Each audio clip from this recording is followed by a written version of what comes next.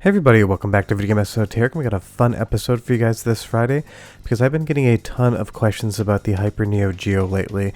Everyone seems to be wanting to get into this platform, and I get a lot of comments and messages on Discord and Twitter asking me if it is worth it. And that's always a hard question to answer because I don't know what everybody likes. I just know what I like and what I can recommend. And I think the Hyper Neo Geo is a very fun, if flawed, platform that you can 100% get into if you want. I love the cartridges. I love everything that comes with them. I love the size of them.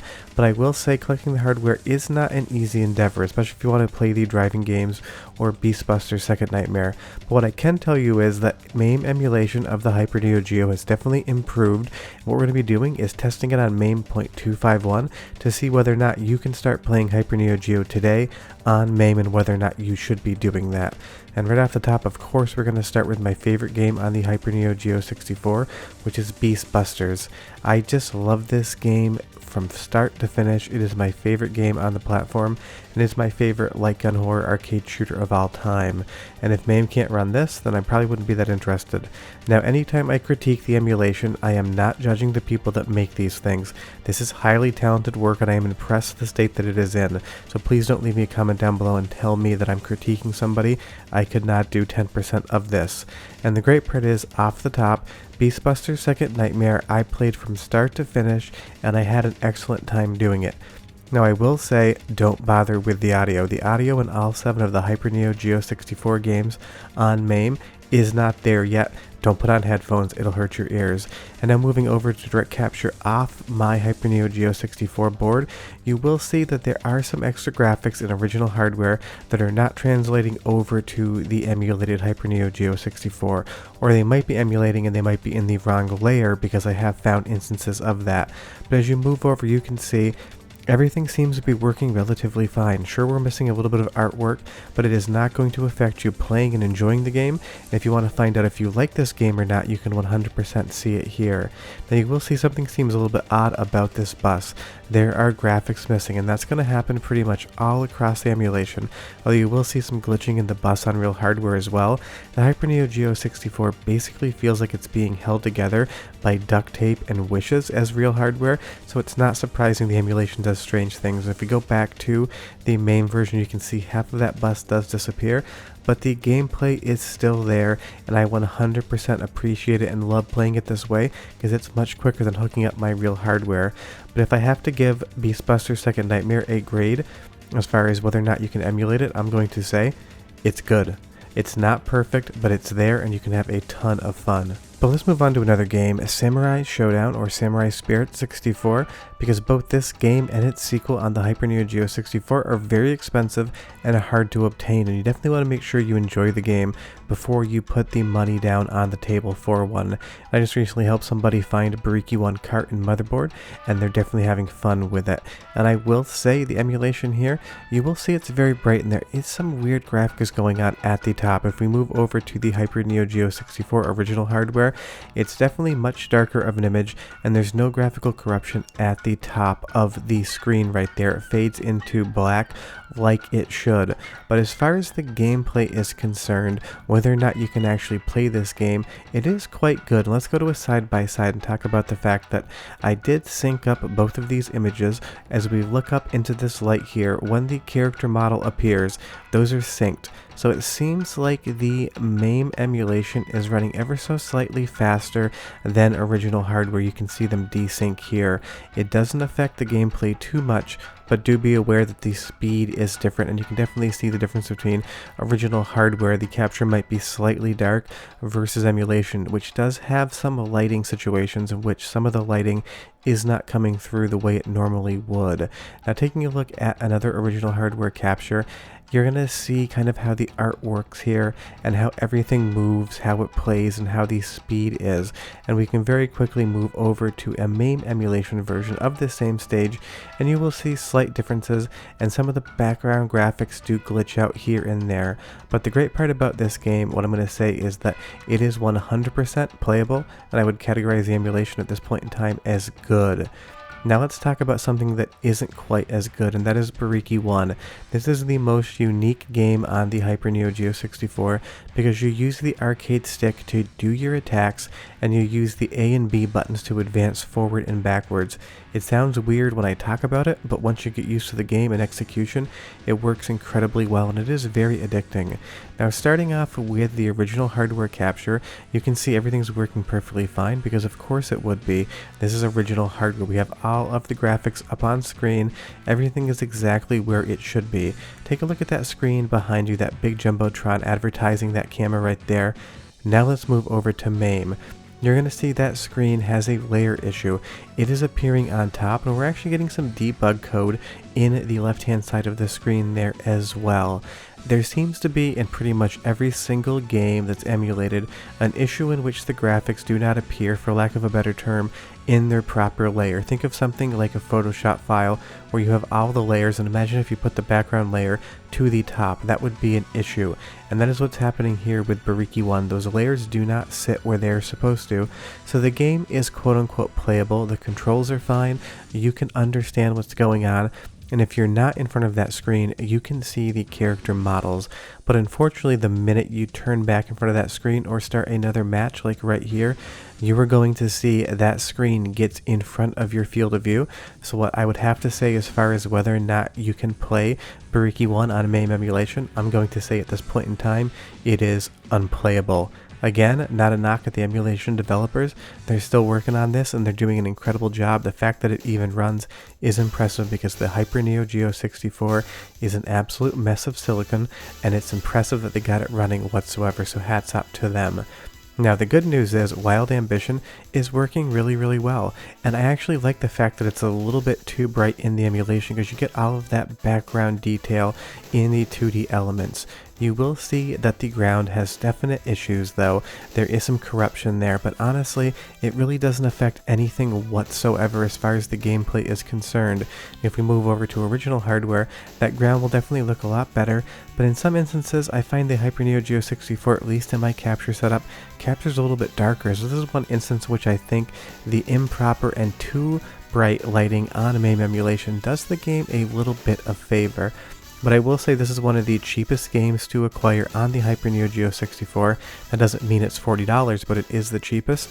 You can 100% preview it in MAME today and decide whether or not it's something you would want to invest in. And that's the great thing about MAME. It's not just there for preservation. We can also preview games that we might be thinking about buying, but we want to make sure the money and investment are there. Like I said, some of the background graphical elements are quite missing though. You'll see here the ground has some issue and it seems like the lake just starts in the background with nothing in front of it. If we move over to an original hardware capture though, suddenly you're going to see that there's railings and grass all the way up to that lake and some more detail on the bank. It just seems like in the emulation code, some of the graphical effects or calls either need to be recoded or the coding just needs to be finished. But again, I would say that the emulation for Fatal Fury Wild Ambition on MAME is good. You can 100% play it, you can play it with a friend, and you can have a great time. But again, let's take a look at a side-by-side comparison to really talk about how that lighting affects certain things. Now, I think that the capture on the left is 10% too dark, and I think the capture on the right from MAME is like 30% too bright. There's somewhere in between these two that looks perfect, and that's just what happens when you capture original hardware. Capture devices like to interpret that single different ways. But as we see that fan in the background, it just looks good. It's animating correctly, and in the darker stages, it's kind of hard to tell that the background might be receding or having issues whatsoever. So honestly, this is probably the best game to play via emulation for the Hyper Neo Geo 64. I'll give it a B-. But of course there's more than just fighting games on the Hyper Neo Geo 64, even though when you think Neo Geo, you think fighting games in and of itself. And the first of 2 racing games on the platform is going to be Round Trip RV. Now I own all 7 games on original hardware, and I will say these games are definitely like B-tier effort racing games. I do quite enjoy them, but I'm not going to put them on the level of something like Daytona USA or Sked Race any day of the week. And these work relatively well in MAME. Starting off with MAME here first, you're going to see the tires are neon blue with pink. Kind of a fun color, but definitely not what you would be expecting. And you are going to see some of the graphics clip in and out of the background. But again, this is good enough to be playable. You can 100% play this game, check it out, and see what's going on. Now that tunnel lighting is way off. It's giving you brightness where there is none, and if you watch an original capture, which I will show you shortly, you're going to see that it looks completely different. And that's what it seems to be that the Hyper Neo Geo 64 emulation in MAME just needs to be slightly improved on. All of the graphical effects need to be finished up, and the lighting needs to be changed. Nothing to mention the audio, like I said, at this point in time. Just pretend these games don't have sound, because you're probably not going to decide to buy a game or not based upon whether you think the soundtrack is an A or a B. But putting these side by side again in this tunnel, you can just see how that light is not blended on the ground where in original hardware it is. It's definitely showing all of the texture without any of that blending whatsoever. And again, it seems like the emulation is just running ever so slightly faster. If you look at the clock count, it seems like the seconds on MAME on the right are going a little bit faster, so it seems like they actually need to deal with some of the timings on the instruction sets going through that CPU emulation just to get it dialed in, but I'm sure that can be done. And that's what the big takeaway so far in this video is that it seems like Hyper Neo Geo 64 emulation is like 70 to 75% complete. So I would definitely say, as far as round trip RV is concerned, again, as far as if you can play it or not, I'm going to say this game is perfectly playable. I like it, it's fun, it's a little glitchy, but you get a chance to see what's going on. Now, Offbeat Racer, definitely my preferred driving game of the two. This one has a little bit of a San Francisco Rush vibe to it, except it is an off-road racing game with some street segments. This is one of the most expensive and difficult to find games for the Hyper Neo Geo 64. It took me a year of active searching to find a cartridge, and I had to get it imported in from Japan. Now, on the MAME emulation side first, again, you're going to have a little bit of graphical corruption, and some of those layers are going to appear in the wrong spots, but it still looks like 75 to 80% of the way there. And if your Hyper Neo Geo 64 cartridge is dirty, you can see very similar glitches. So honestly, in some ways, this just feels like playing a Hyper Neo Geo 64 that needs to have the edge connectors cleaned with some isopropyl alcohol and a Q-tip. It's a little bit messy in spots, but if you're thinking about whether or not you want to collect this game, this is going to let you play it and experience it. And as far as how it controls, honestly, I bump into the same walls at these same places, so really, it seems like it's playing pretty well to me. And that is so impressive. If you ask me whether or not you could emulate Hyper Neo Geo 64 early last year, even the year before that, I would say it is not there yet. You cannot enjoy the games whatsoever. It is too messy. Now what I can say confidently for most of these games is you can play them, you can experience them, and you can enjoy them to like 75% of what they normally would be. It is nowhere near perfect yet, but it's a hell of a lot better than it used to be, and for preservation standpoint, I love seeing stuff like this. It's a little bit worse in first-person camera, but Offbeat Racer, playable. I enjoy the game, and if you want to collect it, bring your wallet. Now, the last game on the system is Samurai Spirit 64 2, or Warrior's Rage. It has a different title depending on what region you were in. And I will say that the intro works relatively well again. It's not having any of those layering issues that we've been seeing, and I'm sure it's just a different graphical effect that is being used that the emulation does not quite currently understand or know how to interpret. But when you get into gameplay, this feels like playing my Hyper Neo Geo 64. The controls are there doesn't seem to be too much lag. It definitely feels like it's running a little bit slower in the control department versus original hardware, but I didn't really have any issues trying to pull off the moves that I know for these characters. So if there is any lag, it's not really going to change your opinion of the game. You're either going to like it or not like it simply based upon the gameplay you're experiencing. But now moving over to my original capture as well, you can see this is another instance in which the brightness on the MAME version, that lighting issue definitely takes a little bit away from it graphically. I still think it looks really nice in the MAME version, but it's not matching what original hardware is intended to do. But when I say the Hyper Neo Geo 64 is a mess of chips, I really mean it. But let's put a brighter capture side by side.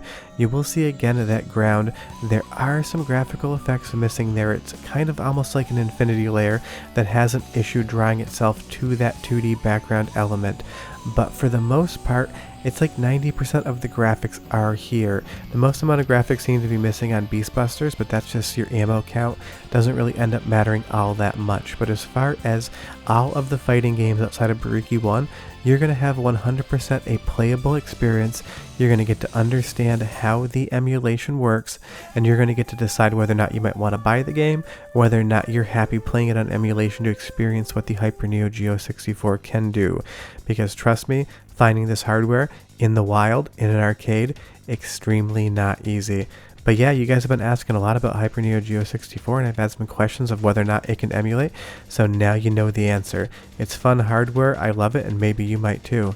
Do me a huge favor, go down below, hit like, subscribe, that notification bell definitely helps us out. Otherwise, I'll have videos throughout the week next week, but Hyper Neo Geo 64 and MAME, it's not a bad time. Bye bye.